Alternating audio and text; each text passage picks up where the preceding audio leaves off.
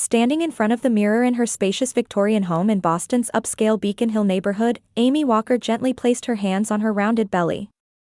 Her 9-month pregnant body was filled with both the joy and weight of nurturing new life.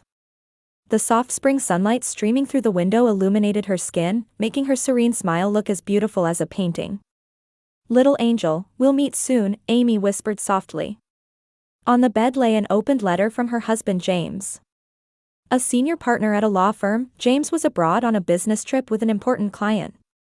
He sent messages almost daily, expressing his love for his wife and their unborn baby. The sound of her ringing phone broke the silence. The screen displayed the word "Mom." Amy hesitated for a moment before answering. "Amy, it's the final fitting for Vanessa's wedding dress. You can come at 2 p.m. today, right?" Martha Collins' voice was commanding as usual. It sounded like a question but wasn't really a question at all. "Mom, I'm not feeling well today." "Surely not. You wouldn't refuse to help just because of your pregnancy when your sister's special day is approaching, would you?"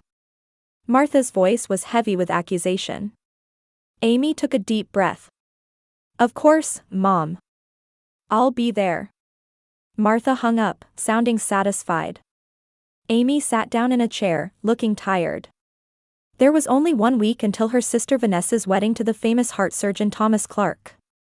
For her mother, this wedding represented the culmination of years of social networking, a moment of glory. Martha Collins had established herself as a respected philanthropist in Boston's high society. But at home, she was a perfectionist, with particularly high expectations for her younger daughter Vanessa. Beautiful and intelligent, Vanessa had grown up meeting her mother's expectations, graduating from a top university and becoming successful in business. Now she was about to marry a young talent from a prestigious Boston medical family. Amy, on the other hand, had chosen a slightly different path from her mother's expectations. After graduating from a local university, she began working at a community legal aid organization. That's where she met James and got married. Now at 36, she was finally expecting her first child. For Martha, Amy's life choices were always insufficient: a modest job, an unimpressive wedding, and a too late pregnancy. But now, her attention was solely focused on Vanessa's perfect wedding. That afternoon at the bridal salon, Vanessa gracefully wore her dress while Martha's eyes welled up with tears of joy. "You look truly beautiful, Vanessa," Martha said dreamily. "Everything is perfect." Amy smiled quietly, sincerely celebrating her sister's happiness. Vanessa had a gentle personality, and there was no conflict between the sisters. However, part of her had unknowingly been influenced by her mother's values. "Amy, you look lovely too," Vanessa said, looking at her sister. "But..." She hesitated, looking at Amy's large belly. "Won't you stand out too much in the wedding photos?" "Vanessa." Amy was surprised. "I'm sorry. I didn't mean it like that." Vanessa hurried to explain. Martha interrupted. "What Vanessa means is that all attention should be on the bride, not you. Amy, just stand at the edge of the photos and be as unobtrusive as possible." Amy was about to say something when she winced from a sudden sharp pain. It passed quickly, but it indicated that something was beginning. The next day, Dr. Caroline Reed carefully checked Amy's condition during her regular checkup. "The baby might be born earlier than expected," she said gently. "Please rest especially well for the next week, and contact me immediately if you notice any changes." When Amy told her mother this diagnosis, she saw Martha's face cloud over. "You mean you can't come to the wedding?" Martha's voice was cold. "Do you realize how hurt Vanessa will be?" "Mom, I want to come too." "But the baby..." "Amy, you always only think about yourself," Martha declared. "This is the most important day in your sister's life." That night, Amy spoke with her husband on the phone. James said worriedly, "You should listen to the doctor. Skip the wedding." "But James, this is my sister's special day. And..." Amy's voice faltered. "Mother won't forgive me." "Your health and the baby are the priority," James said firmly. "I should be back the day after tomorrow. Don't push yourself until then." After hanging up, Amy sat by the window, gazing at the Boston skyline bathed in moonlight. She had always tried to meet her family's expectations. Her father Henry in particular was gentle and understanding, but he had little say at home, overpowered by Martha's strong personality. Amy made her decision. She didn't want to ruin her sister's special day. Despite her complicated feelings toward her mother, she chose to attend the wedding. She wanted to believe it was her own decision. On the morning of the wedding day, the luxury resort, Marigold Manor, in the Boston suburbs was bustling with activity from early morning. In the crisp April air, hundreds of white roses and lilacs adorned the garden, vividly glistening in the sunlight. Amy took a deep breath as she looked down at the beautifully arranged wedding venue from her room window. The dull pain in her lower back that had started the night before still hadn't gone away this morning. She gently placed her hand on her belly and whispered, "Please stay quiet just for today." With a knock, the door opened. "Amy, are you ready?" Martha entered the room wearing an elegant pale blue dress. "The makeup artist is already waiting in Vanessa's room. Come quickly." "Good morning, Mom," Amy smiled and said. "Could I rest a little? I've been feeling a bit off since last night." Martha interrupted her daughter. "Amy, today is Vanessa's day. I don't have time to hear about your discomfort." She looked Amy up and down, frowning. "That dress. Couldn't you find something that hides your figure better?" Amy looked down at her emerald green maternity dress. "This is the prettiest one, Mom. And it's comfortable to move in." "Fine," Martha said resignedly. "Just come to Vanessa's room within 15 minutes. And remember to stay inconspicuous during the ceremony. Stand in the back for the photos." After Martha left the room, Amy stood in front of the mirror, staring at her tired expression. The only consolation was that her husband James had contacted her this morning saying he might return earlier than planned. He might make it to the afternoon reception. Vanessa's room was noisy. Bridesmaids were preparing here and there, while hairstylists and makeup artists worked busily. Vanessa sat by the window, looking nervous as she gazed out at the garden. "Good morning, Vanessa," Amy approached her sister. "Nervous?" Vanessa looked at her sister and smiled brightly. "A little. But I can't believe how happy I am to be marrying Thomas." Amy took her sister's hand. "You look truly beautiful today. Thomas is a lucky man." "Thank you, Amy," Vanessa said sincerely. "I'm glad you came. How are you feeling?" "Don't worry, I'm fine," Amy said reassuringly. But at that moment, a sharp pain shot through her abdomen, and she caught her breath. "Amy?" Vanessa asked worriedly. "I'm okay, just Braxton Hicks," Amy said, waiting for the pain to pass. "Today, let's focus on you." As the ceremony time approached, tension mounted. Amy took her father Henry's arm as they headed toward the wedding hall. Her father looked at her with a gentle smile. "Amy, are you really all right?" Henry quietly asked. "You don't look well." "I'm fine, Dad," Amy tried to reassure her father. "The baby will stay in my tummy a little longer." When they entered the wedding hall, Martha approached. "Henry, you should greet the guests," she said, taking her husband's arm and telling Amy, "You sit down. Don't attract unnecessary attention." Just before the ceremony began, Amy felt another sharp pain and cold sweat trickled down her forehead. The periodic pains were exactly what the doctor had described as signs of labor. She began to panic, but looking around, everyone had already taken their seats, and the pastor was standing at the front. The music began to play, and Vanessa entered, guided by her father's arm. She was radiantly beautiful in her pure white dress, drawing gasps of admiration from the audience. Amy watched her sister's happy expression while enduring the pain. During the exchange of vows, Amy's pain grew increasingly intense. She bit her lip, trying to maintain her composure. A relative in the next seat gave her a concerned look, but Amy could only manage a smile in return. After the ceremony, the photo session began. As instructed by Martha, Amy stood in the back for the group photos. Each time the photographer said, "More smiles," she concentrated on smiling through the pain. "Just the family shots left," Martha declared when Amy was nearing her limit. "Amy, stand up straight. Don't put your hands on your hips." Mom, Amy's words faltered. Not now, Amy, Martha said sternly in a low voice. Just bear with it a little longer. When the photo session ended, it was finally time to move to the reception hall. Amy told those around her that she needed to use the restroom and staggered toward the bathroom. In the hallway, she leaned against the wall, trying to take deep breaths. The intervals between contractions were getting shorter and shorter. Amy. Martha's voice came from behind. What are you doing? Everyone is waiting for you.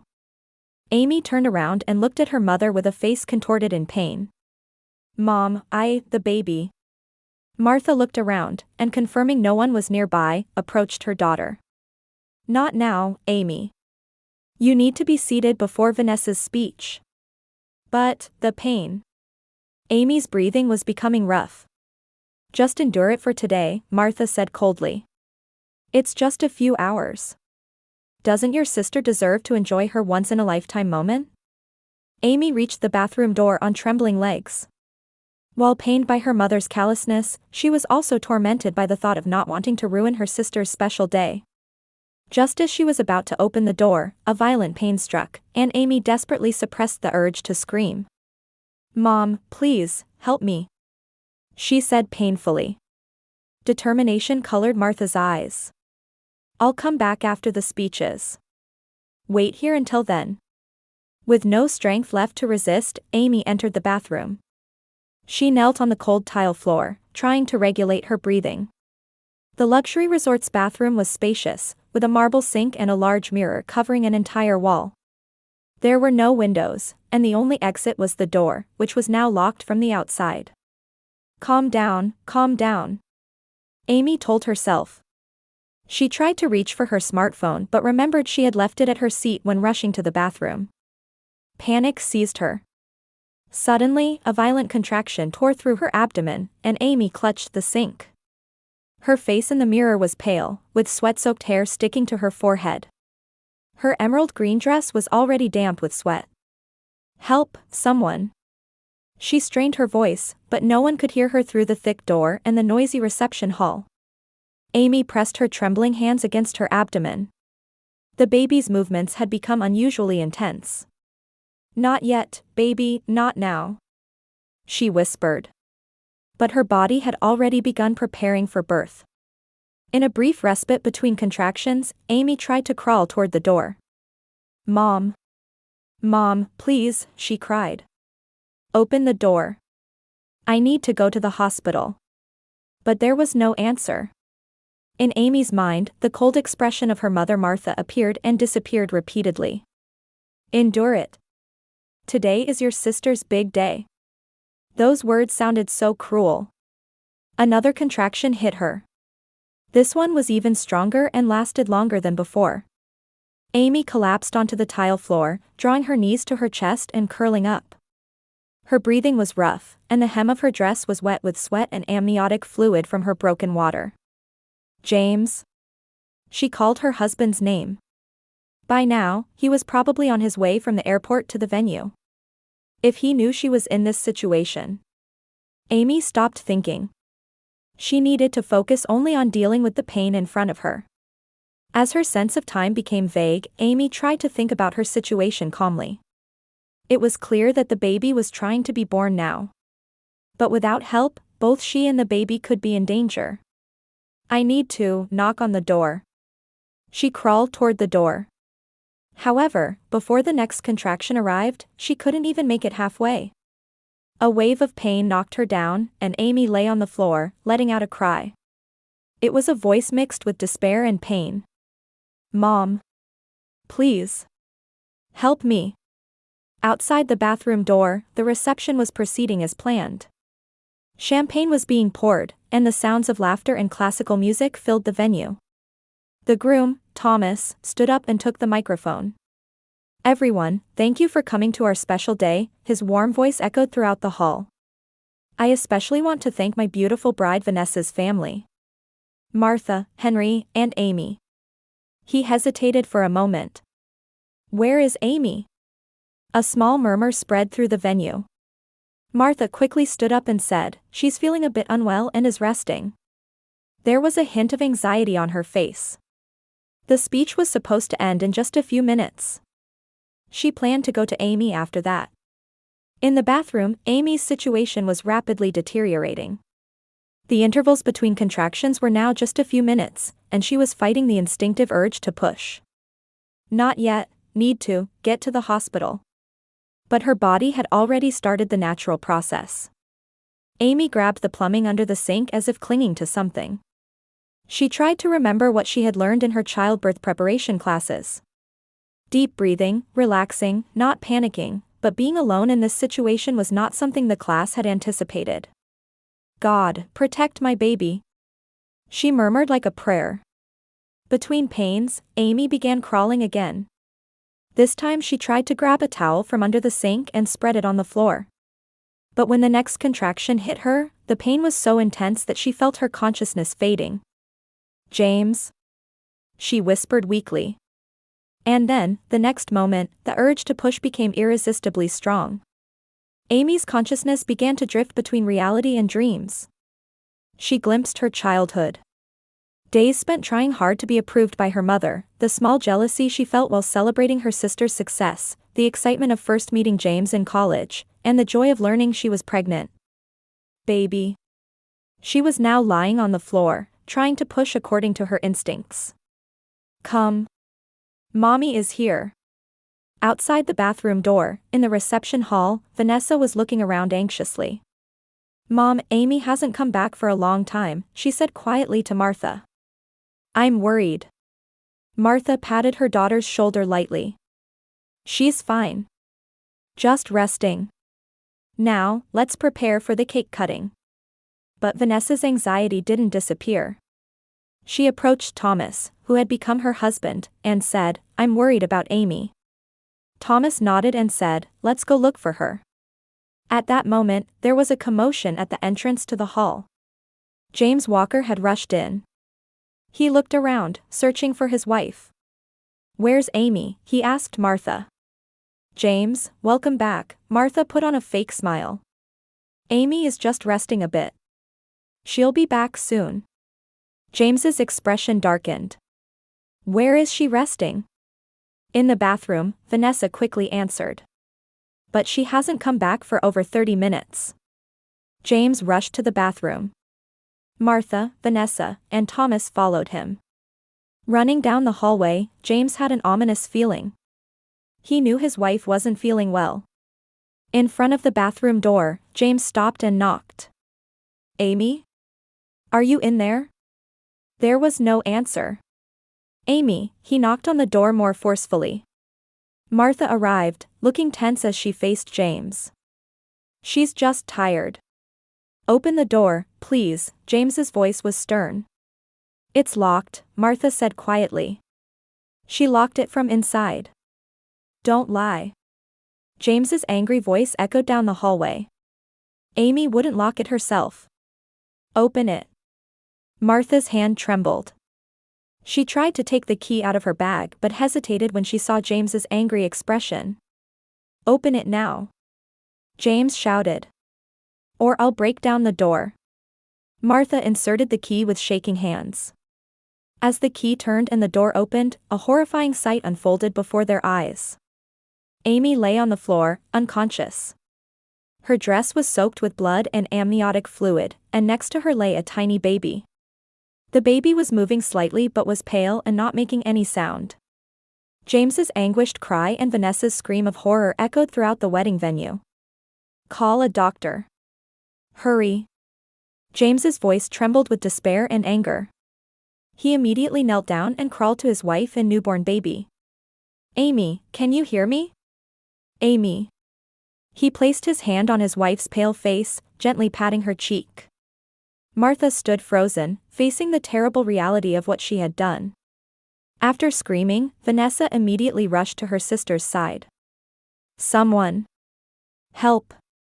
Vanessa cried out. Hearing that cry, Thomas grasped the situation. My uncle is here. Uncle William is a doctor. He ran down the hallway, loudly calling his uncle's name. Martha leaned against the wall, covering her mouth with trembling hands. I I just. A few seconds later, Dr. William Clark arrived at the scene.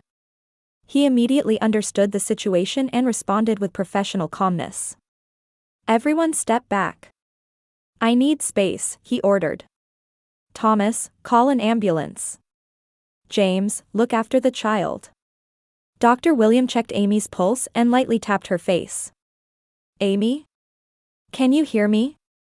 Amy slightly opened her eyes, looking at Dr. William with unfocused eyes. Baby. Her voice was faint. The baby is alive, Dr. William said calmly. He quickly examined the baby.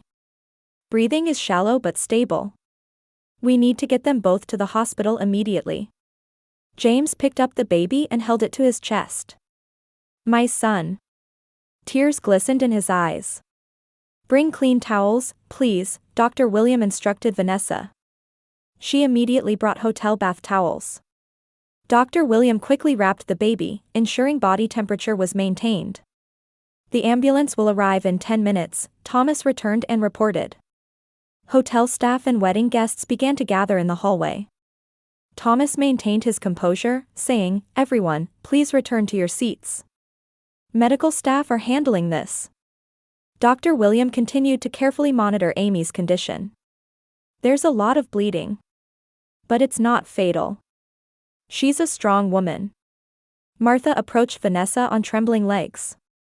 Vanessa, But Vanessa moved away from her mother. Mom, why?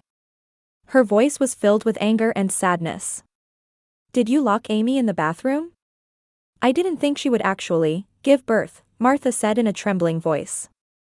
I just wanted to make sure the ceremony wasn't ruined. Vanessa's face contorted with anger. My wedding?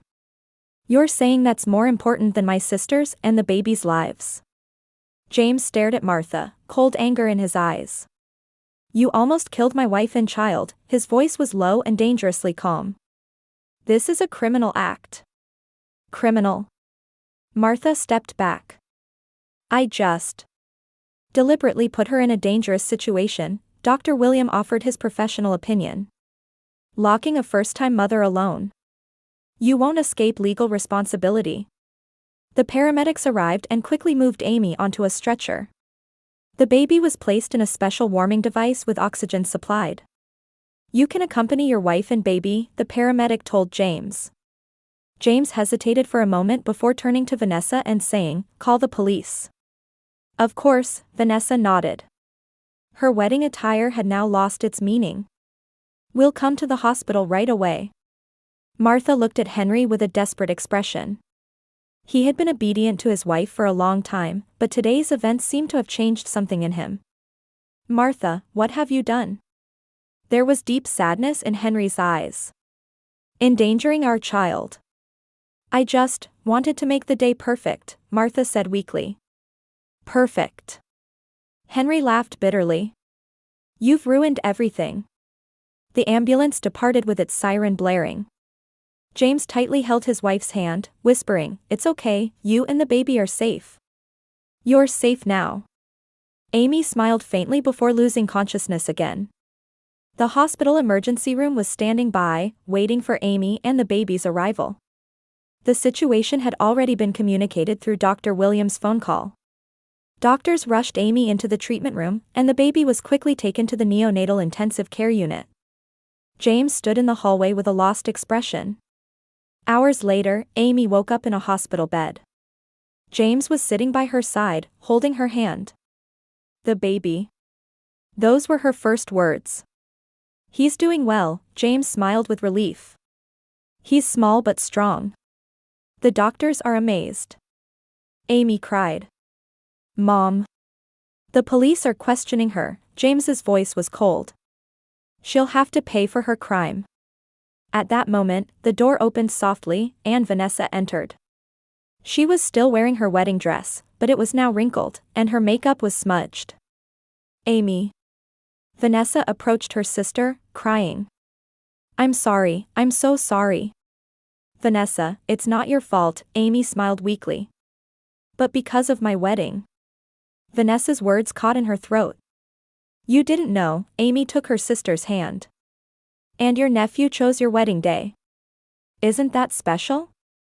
Vanessa smiled through her tears. So it's a boy. Yes, little Henry, Amy answered. Named after Dad. The door opened again, and Henry entered with Thomas. The old man's face was etched with fatigue and sadness. Amy, because I was weak. Henry approached his daughter's bed. I should have stopped Martha sooner. Dad. Amy couldn't continue. Martha was taken by the police, Henry said quietly. With Dr. Williams' testimony, she's facing serious negligence charges. The room was enveloped in heavy silence. Everyone felt the family rifts and distorted love that had led to today's tragedy. I can't forgive her, James said quietly but firmly. For endangering our son. We all need time, Amy looked at her husband with tired eyes. All of us. In Amy's hospital room, the family sat quietly, facing the reality of the birth of a new life and the simultaneous collapse of the family. The autumn in Boston was beautiful. Amy sat by the living room window, gently rocking her 3-month-old son Henry. The small life had overcome that terrible day and was now growing healthily. His slightly reddish hair resembled Amy's father. How was today? James returned from work and kissed his wife and son. Good, Amy smiled. Vanessa and Thomas came to visit. They're both crazy about the baby. James nodded while making coffee. Vanessa is really becoming a wonderful aunt. Since that day, the bond between Vanessa and Amy had grown stronger than before. They met several times a week, sometimes talking about the past, sometimes about the future. Vanessa and Thomas had submitted their marriage registration without redoing the wedding ceremony. What matters is not the wedding, but love, Vanessa had said. How's Dad? James asked. Amy answered while touching her son's cheek. He's doing much better. Seems like he's getting used to living alone in his apartment. Henry Collins had decided to separate from his wife Martha and had started a new life in a small downtown apartment. He came to see his grandson 3 times a week, trying to make up for lost time. And your mom? James's voice was cautious. Amy gazed at the falling leaves outside the window. I got a call this morning. She said the court ordered her to do community service and undergo psychological counseling. She continued while holding her son's small hand. She also kept apologizing, she sounded genuinely remorseful. Martha Collins was placed on probation and required to undergo psychological counseling. Her most feared social reputation had plummeted, and she was distanced from the charity network she had built over many years. Ironically, what she feared most was losing her reputation, but through her own actions, that's exactly what she had brought upon herself. Do you plan to see her? James asked carefully. Amy was silent for a long time. I don't know yet. But someday, for little Henry's sake. Amy's heart was complex. Anger and hatred toward her mother still remained, but at the same time, becoming a mother herself had brought new understanding. Her mother's obsession with perfection might have come from Martha's own past traumas and anxieties. That didn't justify her actions but provided a clue to understanding them. Christmas is coming, James placed his hand on his wife's shoulder. What do you want to do? Amy took a deep breath. I'd like to invite the whole family. Dad, Vanessa, and Thomas, and Mom too. James looked surprised. Really? True healing begins with forgiveness, Amy smiled slightly. And little Henry needs a grandmother. Not a perfect grandmother, but a loving one. That night, Amy took out her diary and began to write. Dear son, the day you were born was the most frightening and simultaneously the most beautiful day of my life. You showed strength in the midst of difficulty. Your birth left deep wounds in our family but also taught us the true meaning of family. She looked up at the starry sky outside the window. The wounds were deep but were gradually healing. Perhaps there is no such thing as a perfect family. There are only people who have the courage to face the truth through love and forgiveness. Little Henry smiled faintly in his sleep. The future was uncertain, but Amy had one certainty: she would do anything to protect this small life. That was a mother's love. Even if she herself was wounded, that love would never disappear. Amy gently kissed her son.